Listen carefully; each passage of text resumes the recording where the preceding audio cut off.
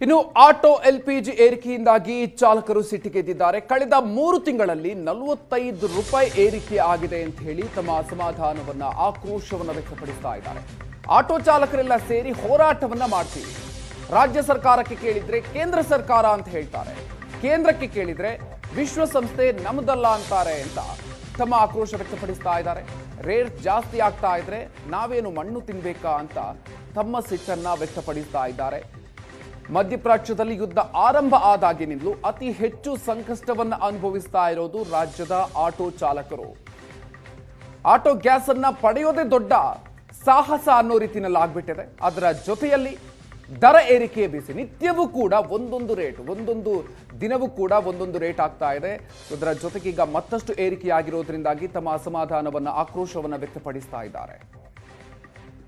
ಸರ್ಕಾರಿ ಸ್ವಾಮ್ಯದ LPG gas ಸ್ಟೇಷನ್ಗಳಲ್ಲಿ ಇದೀಗ ದರ ಏರಿಕೆ ಆಗಿರುವಂಥದ್ದು. LPG ಗ್ಯಾಸ್ ದರ ಇದೀಗ 5 ರೂಪಾಯಿ ಏರಿಕೆ ಕಂಡಿದೆ. ನಾನೀಗ ಇಂಡಿಯನ್ ಆಯಿಲ್ ಗ್ಯಾಸ್ ಸ್ಟೇಷನಲ್ಲಿದ್ದೀನಿ. ಈಗಾಗಲೇ ಇಲ್ಲಿ ಪ್ರತಿ ಲೀಟರ್ ಗ್ಯಾಸ್ಗೆ 5 ರೂಪಾಯಿ ಏರಿಕೆ ಮಾಡಿದೆ. ಎಲ್ಲವೂ ಕೂಡ ಈ ಹಿಂದೆ ಖಾಸಗಿ ಗ್ಯಾಸ್ ಸ್ಟೇಷನ್ಗಳಲ್ಲಿ ದರ ಏರಿಕೆ ಆಗಿತ್ತು, ಆದರೆ ಸರ್ಕಾರಿ ಸ್ವಾಮ್ಯದ ಗ್ಯಾಸ್ ಸ್ಟೇಷನ್ಗಳಲ್ಲಿ ದರ ಏರಿಕೆ ಆಗಿರಲಿಲ್ಲ. ಆದರೆ ಇವತ್ತಿನಿಂದ ಪ್ರತಿ 1 ಲೀಟರ್ಗೆ 5 ರೂಪಾಯಿ ಏರಿಕೆ ಮಾಡುವ ಮೂಲಕ ಆಟೋ ಚಾಲಕರಿಗೆ ದೊಡ್ಡ ಶಾಕ್ ಕೊಡುವಂತಹ ಕೆಲಸವನ್ನು ಮಾಡಲಾಗ್ತಾ ಇದೆ. ನನ್ನ ಜೊತೆಗೆ ಸಾಕಷ್ಟು ಆಟೋ ಚಾಲಕರು ಕೂಡ ಇದನ್ನು ಮಾತಾಡ್ತೀನಿ. ಸರ್, ಇವತ್ತಿನಿಂದ ಸರ್ಕಾರಿ ಸ್ವಾಮ್ಯದ ಇರುವಂತಹ ಇಂಡಿಯನ್ ಆಯಿಲ್ ಇರಬಹುದು, ಭಾರತ್, HP ಈ ಗ್ಯಾಸ್ ಸ್ಟೇಷನ್ಗಳಲ್ಲಿ ಪ್ರತಿ ಲೀಟರ್ಗೆ 5 ರೂಪಾಯಿ 24 ಪೈಸೆ ಗ್ಯಾಸ್ನ ದರ ಏರಿಕೆ ಮಾಡಿರುವಂಥದ್ದು. ಸರ್, ಇದು ಆಟೋ ಚಾಲಕರಿಗೆ ನೇರ ಹೊಡೆತ ಬೀಳುವಂಥ ಸಾಧ್ಯತೆ ಇಲ್ಲ ಸರ್? ಇದು ಕೇವಲ 5 ರೂಪಾಯಿ 24 ಪೈಸೆ ಇವತ್ತಿಗೆ ಮಾತ್ರ ಕಾಣ್ತಾ ಇದೆ. ಸತತ 3 ತಿಂಗಳಿಂದ ನೋಡ್ಕೊಂಡ್ರೆ ನೀವು 45 ರೂಪಾಯಿ ಏರಿಕೆ ಆಗಿದೆ.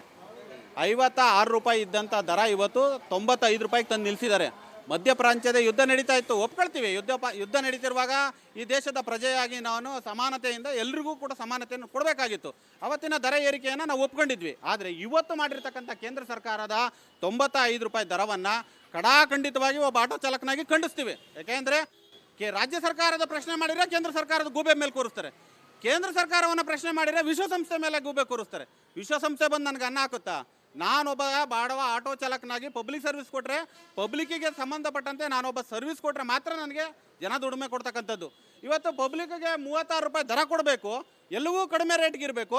ಆದರೆ ಇಲ್ಲಿ ಬಂದು ನೋಡಿದರೆ ನಾವು ದುಡಿಯೋ ದುಡ್ಡೆಲ್ಲ ಬರೀ ಬಂಕಿಗೆ ಸುರಿದ್ರೆ ಇವ್ರು ಮಾಡ್ತಿರ್ತಕ್ಕಂತಹ ಕರ್ತವ್ಯಗಳು ಏನಂಗಾದ್ರೆ ನಾವು ಹಾಗಾಗಿ ಆಟೋ ಚಾಲಕರುಗಳಾಗಿ ಈ ಒಂದು 3 ತಿಂಗಳಿಂದಲೂ ಕೂಡ ದರ ಏರಿಕೆ ಆಗಿರ್ತಕ್ಕಂಥದ್ದನ್ನು ಸಂಪೂರ್ಣವಾಗಿ ವಿರೋಧ ವ್ಯಕ್ತಪಡಿಸ್ತೀವಿ. ಬರಾಬರಿ 45 ರೂಪಾಯಿ ಲೀಟ್ರಿಗೆ ಏರಿಕೆಯನ್ನು ಮಾಡಿರ್ತಕ್ಕಂಥದ್ದು ಕೇಂದ್ರ ಸರ್ಕಾರ.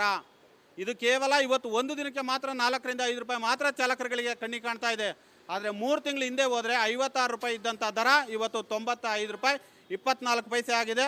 ಹಾಗಾಗಿ ಈ ಒಂದು ದರದ ವಿಚಾರವಾಗಿ ನಿಜವಾಗ್ಲೂ ಕೂಡ ನಾವು ಪಬ್ಲಿಕ್ ಸರ್ವಿಸ್ ಕೊಡೋಕ್ಕಾಗಲ್ಲ. ಮಹಾನಗರದಂಥ ನಗರದಲ್ಲಿ ಬದುಕಬೇಕು ಅಂದರೆ ಒಬ್ಬ ಆಟೋ ಚಾಲಕನಿಗೆ ಎಷ್ಟೆಲ್ಲ ಖರ್ಚುಗಳಿರ್ತದೆ.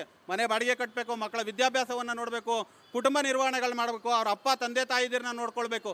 ಏನಂಗಾದ್ರೆ ಕೇಂದ್ರ ಸರ್ಕಾರ ರಾಜ್ಯ ಸರ್ಕಾರ ಬಿಟ್ಟು ಬಿದ್ದಿದೆಯಾ? ಹಂಗಾರೆ ಇಲ್ಲಿ ನಾವು ಕಟ್ಟುವಂಥ ತೆರಿಗೆ ಹಣದಲ್ಲೇ ತಾನೇ ಕೇಂದ್ರ ಸರ್ಕಾರ ಮತ್ತು ರಾಜ್ಯ ಸರ್ಕಾರಗಳು ಬದುಕಂಥದ್ದು. ಹಾಗಾಗಿ ನಾವು ಈ ವಿಚಾರವನ್ನು ಕಡಾಖಂಡಿತವಾಗಿ ಖಂಡಿಸ್ತೀವಿ.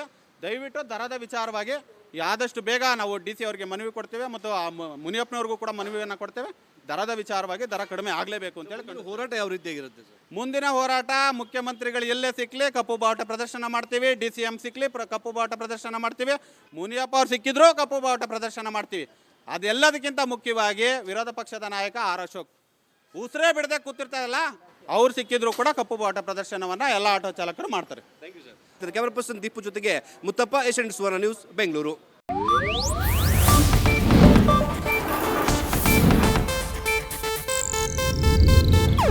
ಇದು ಏಷ್ಯಾನೆಟ್ ನ್ಯೂಸ್ ನೆಟ್ವರ್ಕ್ ಪ್ರಸ್ತುತಿ.